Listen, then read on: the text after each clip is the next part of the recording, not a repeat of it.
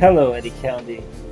From the North Rim to the state line, you're listening to KCCC 9:30 a.m. I'm Endymion, filling in for Hattie, and it's time for Midweek Matters, bringing you both the best upcoming events and interesting micro-news from across our community. We'll start with what's happening around town and on campus, then give you quick news that affects your daily life. Before we begin, a reminder. If you have events, community news, or spotlight requests to share, please submit them through our contact form at kccc930am.com. Turning to our weather forecast from the National Weather Service, expect hot conditions across Eddy County today, with a high reaching near 100 degrees and an evening low around 73. Skies will stay mostly sunny through peak afternoon hours, with a slight 10 to 20% chance of isolated showers late tonight. High temperatures through the upcoming weekend will remain in the mid to upper 90s under sunny to partly cloudy skies. Remember to practice heat safety and stay hydrated if you're working or spending time outdoors. Today, Wednesday, August 26th, student and community members curious about honors education can head to Southeast New Mexico College, room 106, from 12:30 p.m. to 1:30 p.m. Stop by for free pizza and information about the Cliff Scholars Honors Program. Tonight, August 26th, get ready to dance with line dancing class at SENMC, room 101, from 6 p.m. to 7 p.m. Taught by the instructor Diana Houston. Lessons are $5 per class with a 10% discount for veterans and active military. Register in person at the Community Education Office or call 575-234-9268. On Thursday, August 27th, toddler time continues at the Carlsbad Water Park at 708 Park Drive from 9 a.m. to 11 a.m. It's a calmer swim morning for little ones, priced at $3 for one adult and child, or $5 for one adult and two children. Also on Thursday, August 27th, Golf Society at 1609 West Pierce Street hosts Ladies' Night from 5 p.m. to 10 p.m., featuring $1 off drinks for ladies. Have an interest in community gardens? The Carlsbad Public Library at 101 South Alabueno Street is holding a community garden event on Thursday, August 27th from 6 p.m. to 7 p.m. Join in to share ideas on what you'd like to see grow.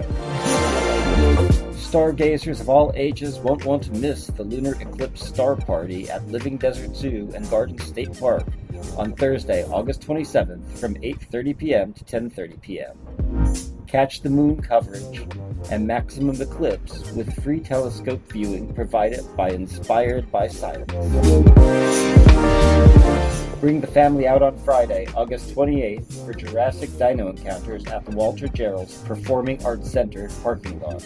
Showtimes run at 5 p.m. and 7 p.m., with doors opening 30 minutes prior. Friday night entertainment continues at Golf Society on West Pierce Street, with DJ Slick and DJ Larry Love performing from 8 p.m. to midnight.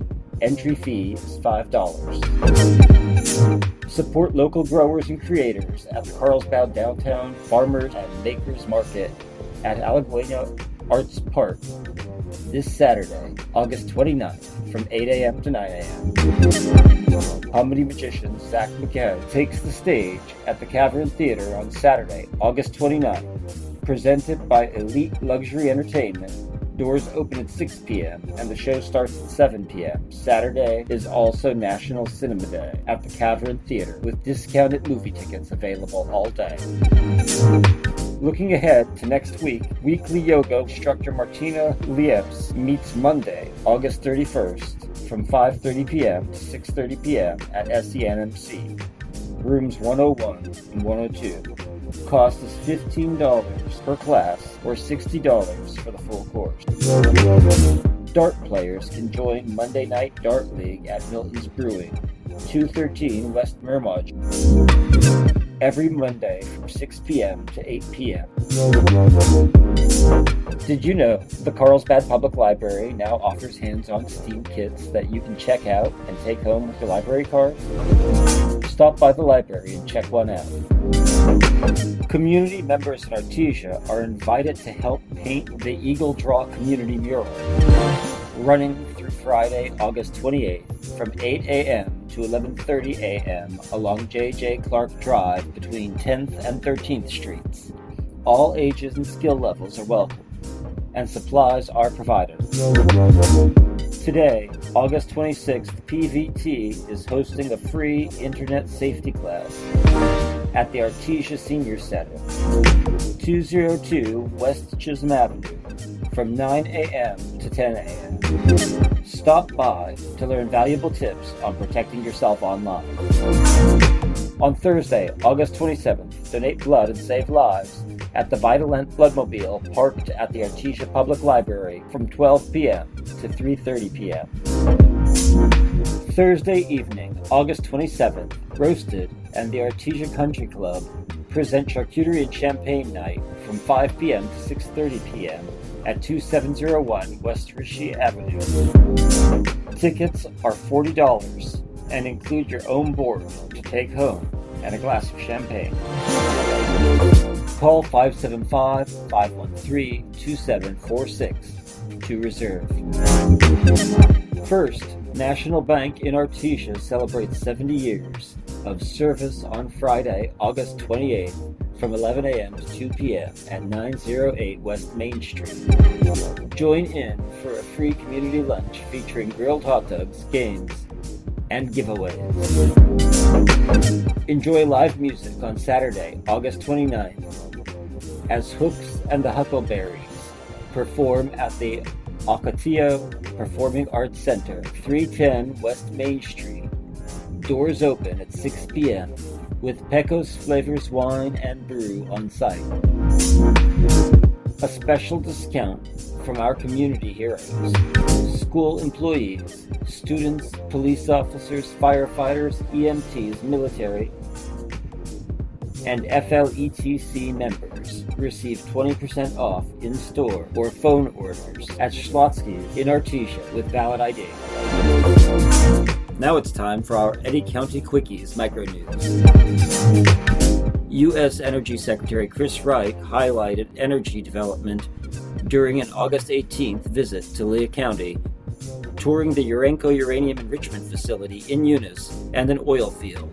Wright emphasized the importance of nuclear power and oil production as key parts of the nation's energy future. An appeal is seeking to restore endangered species protections for the dune sagebrush lizard, a small reptile found in the sand dunes of the Permian Basin in southeastern New Mexico and West Texas. The lizard, which grows to about 3 inches long, has been at the center of a debate over conservation and energy development in the region. Source: Carlsbad Current Argus. Happy Valley residents are organizing to oppose oil and gas development they say is encroaching on their rural community.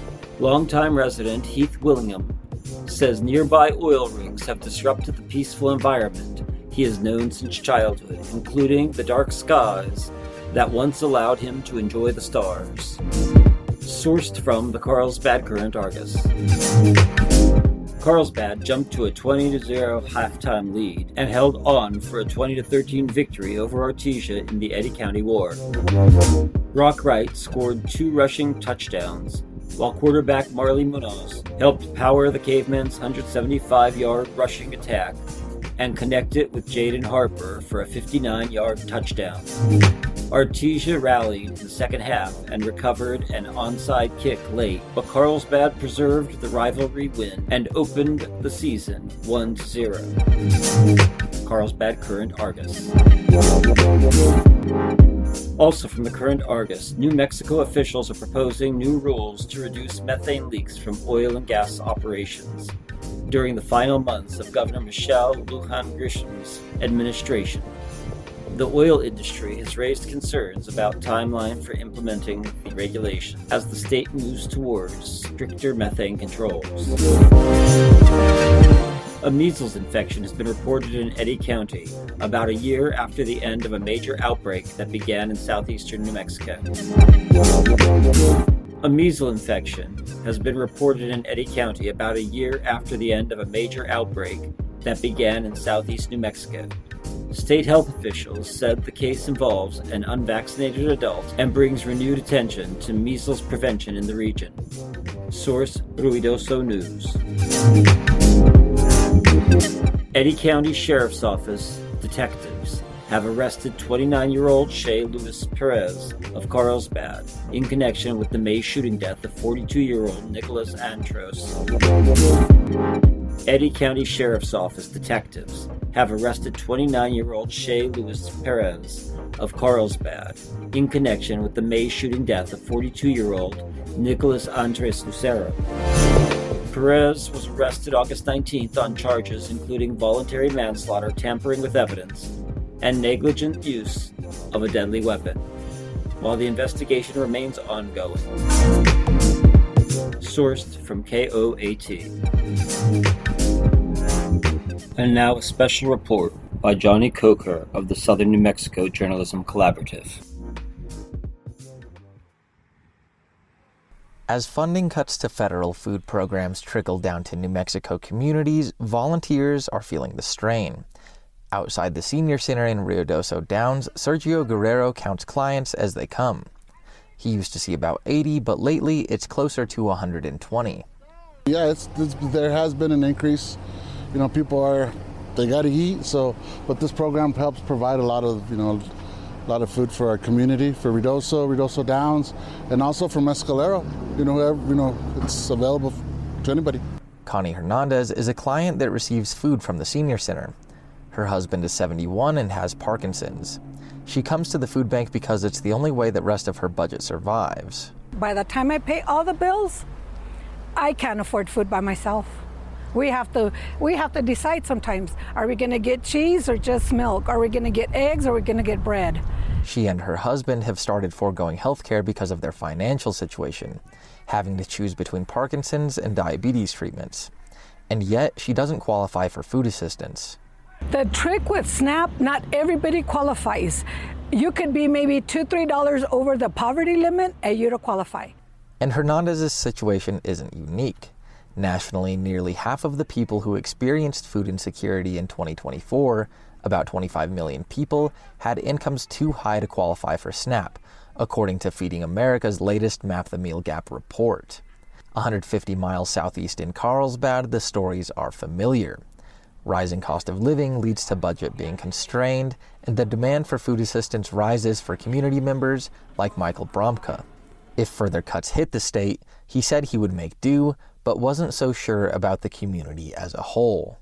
I wander over and load up with what they got to give me, and I bring it on home, put it in the fridge. Would I be okay? Well, I'd make do, but would the entire populace of the city or the state or the country be okay?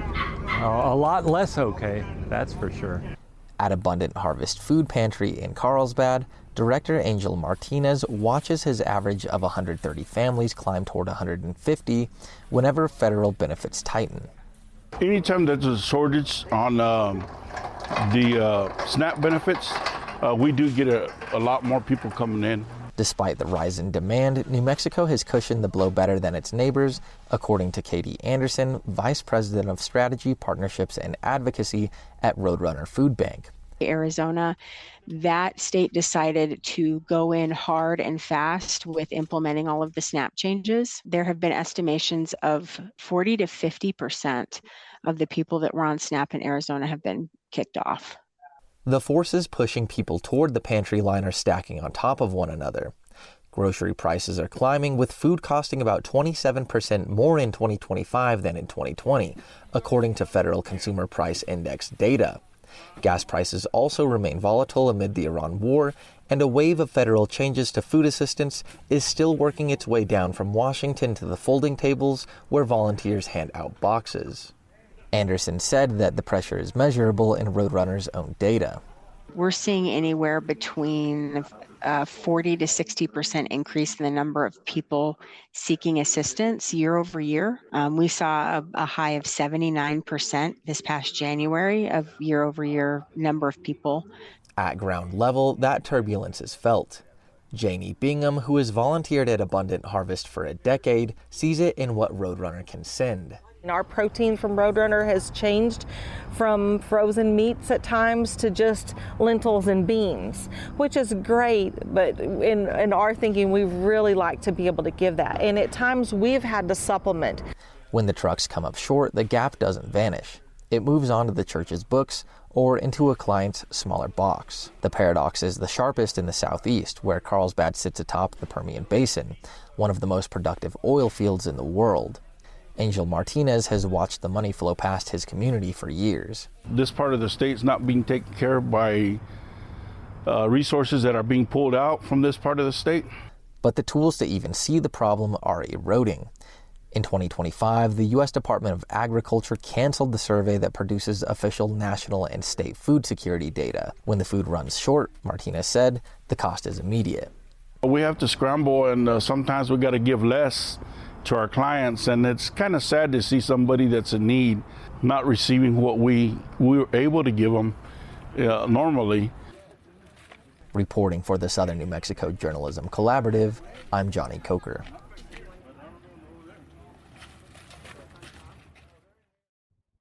That's your Midweek Matters for today. Thank you for listening in Artesia, Carlsbad, Hope, Loving, and all the areas in between, out in the field and on the road.